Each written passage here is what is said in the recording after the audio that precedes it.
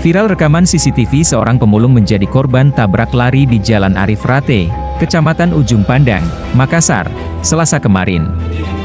Dalam rekaman, pelaku tampak mengendarai motor NMAX putih sambil bermain ponsel.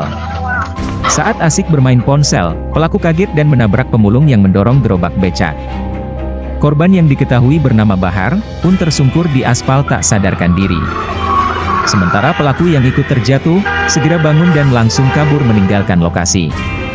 Selang 12 jam, tim Jatanras Polrestabes Makassar yang dipimpin Panit 2 Ibda Nasrullah, berhasil menangkap pelaku, Muh Amin, 22.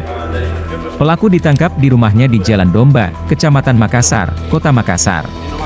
Kapolrestabes Makassar Kombes Pol Muhammad Ngajib mengatakan, pelaku berkendara seusai dari tempat hiburan malam berpesta miras. Berarti kondisi mabuk? Iya. Pakai handphone atau pakai apa? Pakai handphone. Kenapa setelah menabrak bukannya menolong tapi malah melarikan diri? Kenapa? Takut. Panik? Takut? Takut kenapa?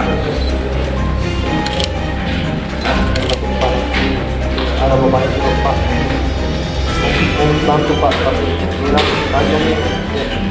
Tinggal di nanti geroy juga Pak. Awal dari adanya kecelakaan lalu lintas, di mana pelaku melarikan diri, kurang lebih jam 04.00. Korban yaitu MA. Terhadap kejadian tersebut, jadi diawali dari pelaku ini dari tempat hiburan, yaitu setelah tempat hiburan, kemudian dalam keadaan untuk kondisi mabuk dan juga pada saat mengendarai sepeda motor menggunakan handphone, kemudian menabrak yang lewat di jalan adalah seorang yang membawa gerobak. Kemudian kondisi daripada korban saat ini masih belum sadar. Kemudian tidak lebih dari 12 jam, alhamdulillah, tentunya berkat kerjasama yang baik dan ini keberhasilan daripada Jatanras, tim Jatanras untuk mencari pelaku yang menabrak dan melarikan diri. Alhamdulillah bisa ditangkap dan sekarang diamankan untuk dilakukan proses hukum.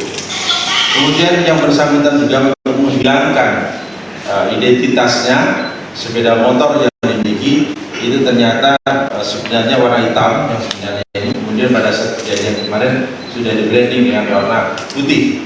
Setelah kejadian pelaku melepas brandingnya sehingga kemudian menjadi warna awal warna hitam. Terhadap yang bersangkutan kita kenakan pasal 311 ayat 4 Undang-Undang Lalu Lintas dengan ancaman hukuman paling banyak 10 tahun. Download Tribun X sekarang, menghadirkan lokal menjadi Indonesia.